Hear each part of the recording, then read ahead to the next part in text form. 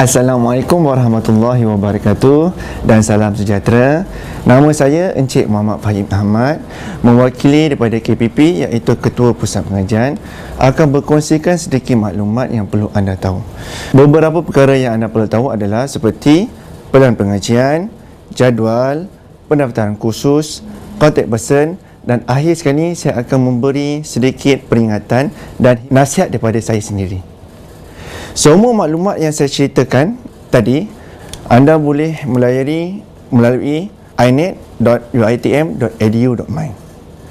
Jika anda lupa website ini, anda hanya boleh pergi ke browser dan menaip inet dan terpapar website inet itu sendiri. Okey, mari kita lihat bahagian pertama iaitu pelan pengajian. Pelan pengajian anda boleh dapati dengan dua cara, iaitu satu melalui website inet, kedua dengan masuk ke dalam student portal. Jika anda melalui website inet, anda perlu pergi ke menu admission, pergi ke diploma IPJJ, dan di sana anda perlu memilih program anda masing-masing di bahagian struktur pengajian. Pastikan anda memilih struktur pengajian atau pelan pengajian terkini, kerana ada sebahagian program mempunyai lebih daripada satu pelan pengajian. Sebagai contoh, kita ambil BM 111. Jika anda buka, anda akan lihat jumlah semester yang anda akan habis adalah selama 8 semester. Dan bagi anda yang selain daripada BM 11, anda boleh pergi sendiri memilih program anda masing-masing dan anda lihat sendiri berapa lama semester pengajian yang anda perlu habis dan subjek-subjek yang perlu didaftarkan dan perlu anda habiskan. Kita lihat pula ke bahagian 2 iaitu jadual. Di dalam jadual terdapat beberapa maklumat yang penting yang kita boleh tahu. Salah satunya adalah di manakah lokasi kelas anda, nombor bilik, tarikh-tarikh seminar, masa bagi setiap kursus tersebut, dan maklumat tambahan seperti indeks, jadual kelas tumpang, kontak person dan lain-lain bergantung kepada KPP dan program masing-masing. Jadual hanya boleh didapati melalui website inet. Anda hanya perlu pergi ke website inet, ke download jadual seminar, diploma IPJJ, dan di sana anda pilih bagi jadual program anda masing-masing. Segala maklumat yang saya ceritakan, saya kongsikan kepada anda semua adalah sebagai maklumat asas saja, kerana anda perlu sendiri masuk ke dalam website inet, memilih jadual bagi program masing-masing. Ini kerana ada terdapat perbezaan di antara setiap KPP dan setiap program. Contohnya, seperti saya kata tadi, khas untuk pelajar AC110, anda boleh lihat bagi jadual semester April 2016, kelas anda adalah berada di tingkat 8 Fakulti Perhokiman Menara SAS UiTM Shah Alam, dan juga bangunan di sebelahnya iaitu tingkat 5 bangunan OM lama. Lokasi bagi setiap program adalah berbeza, so mohon anda semua memilih ataupun melihat sendiri jadual masing-masing. Maklumat kedua dalam jadual yang kita boleh tahu adalah tarikh seminar. Secara asasnya bagi program, tarikh seminar untuk semua program adalah sebanyak 5 seminar, iaitu sebanyak 5 pertemuan per semester, kecuali 7 seminar bagi program-program yang telah ditentukan, terutama program pengiraan. So jika anda lihat, terdapat 2 jadual untuk subjek 5 seminar dan subjek 7 seminar. Setiap pertemuan bagi setiap kursus adalah sebanyak 2 jam. Jika anda lihat di bawahnya pula, cara untuk membaca adalah daripada kiri ke kanan. So jika anda lihat di bahagian kiri sekali menunjukkan kumpulan bagi kelas anda dan juga slot masa setiap kursus. Jika anda adalah daripada program 1A, so kelas anda bagi FAR 110 bermula pada 8.30 hingga 10.30 dan seterusnya hingga pada jam 4 suku hingga 6 suku bagi subjek ELC 120. Pertemuan anda hanya 5 kali saja per semester. Selain daripada itu, anda perlu berkomunikasi dan berhubung dengan pensyarah anda melalui LMS inet iaitu iClass. Okey, mari kita lihat pula bahagian seterusnya iaitu pendaftaran khusus. Sebagai pelajar, anda perlu mendaftar di student portal. Jika anda tidak tahu di mana student portal itu, anda boleh pergi ke website iNet, ke web link, student system dan student portal. Pastikan bila anda mendaftar kursus, anda perlu merujuk pelan pengajian dan jadual terkini. Dan pastikan juga bila anda mendaftar, pastikan kursus yang kamu mendaftar itu tidak bertindih di antara masa satu sama lain. Kerana itu anda perlu melihat pelan pengajian dan jadual supaya masalah tidak berlaku.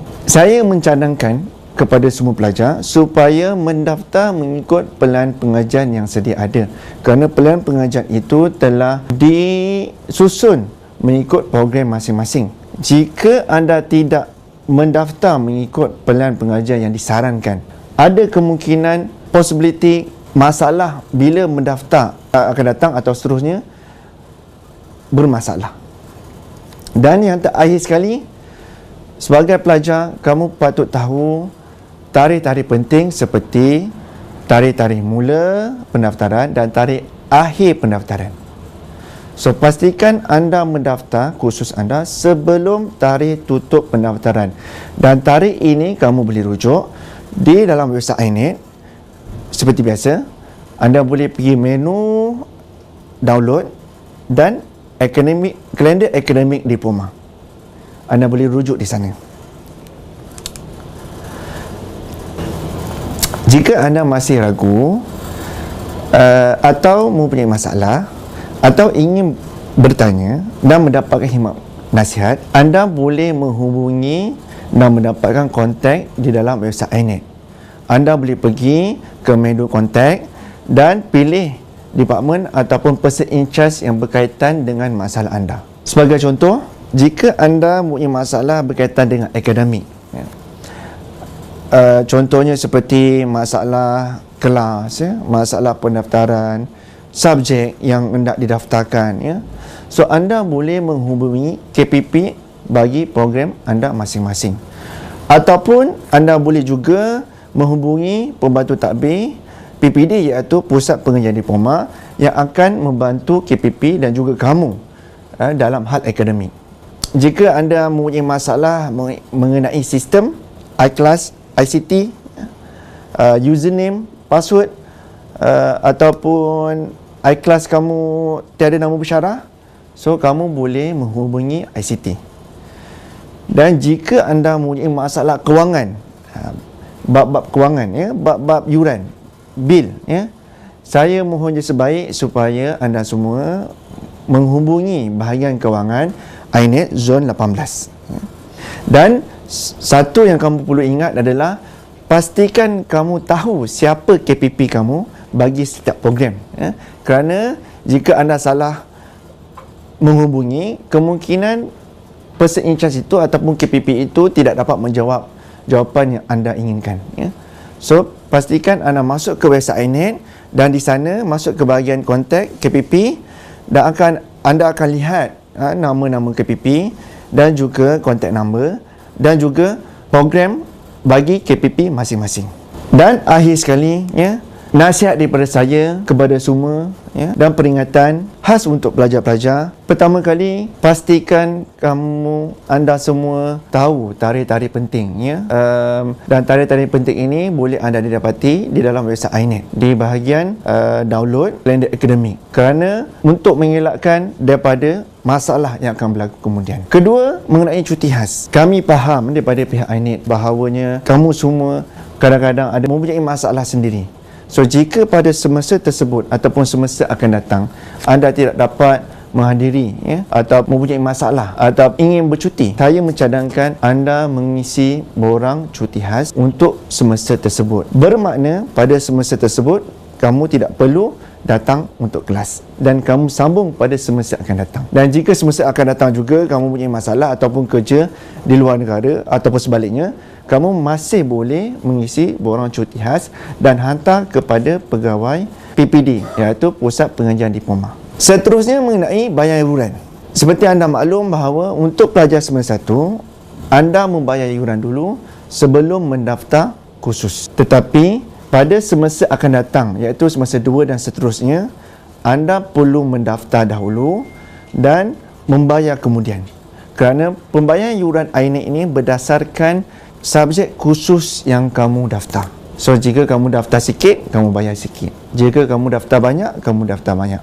Dan seperti biasa yang saya perlu ingatkan bahawa pastikan kamu bayar sebelum tarikh akhir pembayaran. Jika anda tidak membayar sebelum tarikh akhir bayaran, kemungkinan anda akan dikenakan bayaran denda untuk menyambungkan pengajian. Dan akhir sekali, kebanyakan pelajar tidak tahu mengenai hal ini, terutama pelajar semester 1. So, pastikan anda semua faham dan tahu mengenai hal ini. Bagi kursus yang mempunyai final exam, jika anda tidak hadir ataupun tahu anda tidak boleh hadir, ada 2 cara untuk menyelesaikan masalah anda. Pertama, dengan menghantarkan MC ke pejabat PPD INET secepat mungkin, dan pastikan MC tersebut bukan MC palsu. Jika didapati kamu memberikan MC palsu, tata tertib maksimum akan dikenakan, iaitu digantung 1 semester dan kamu perlu membayar denda sebanyak 500. Saya mengharapkan anda boleh pergi ke mana-mana panel company anda dan ambil MC untuk pada hari tersebut jika anda tidak sihat. Ataupun jika anda tahu yang anda tidak boleh datang ke final exam disebabkan masalah peribadi, disebabkan kerja, disebabkan kursus, anda boleh mengisi borang tidak hadir final exam dengan kebenaran, dan anda boleh dapat borang ini di website INET, iaitu kamu boleh pergi ke menu download student form dan pilih borang tersebut dan disertakan surat rasmi, dan anda perlu menghantar 7 hari dalam waktu bekerja sebelum minggu exam bermula. Dan jika anda tidak datang final exam, ada 2 kemungkinan yang akan berlaku. Satu, CGPA kamu ataupun result semester tersebut akan rendah, ataupun kamu kemungkinan mendapat dismiss, iaitu digugurkan sebagai pelajar. Dan kedua, jika anda dapat menyambungkan pelajaran, anda akan dikenakan tindakan, iaitu anda perlu membayar amount yang akan dikenakan berdasarkan subjek ataupun kursus yang kamu tidak hadir pada final exam. Seperti anda maklum bahawa taklimat yang saya berikan pada hari ini adalah taklimat dan maklumat asas sahaja. Terdapat koordinator dan KPP yang menyediakan video khas untuk program masing-masing. Maka anda perlu melihat pada CD anda sama ada video tersebut ada ataupun tidak. Jika ada, terutama kepada pelajar saya BM118 Diploma in Office Management and Technology, saya memohon pelajar-pelajar untuk melihat maklumat tambahan mengenai taklimat ini yang secara lebih detail khas untuk pelajar-pelajar bagi setiap program. Akhir kata daripada saya, saya mendoakan kepada semua, semoga segala urusan di dunia maupun di akhirat dipermudahkan, dan segala urusan pembelajaran dan pengajian di ITM. Dengan ini saya mengakhiri dengan mengucapkan terima kasih kerana mendengar taklimat saya.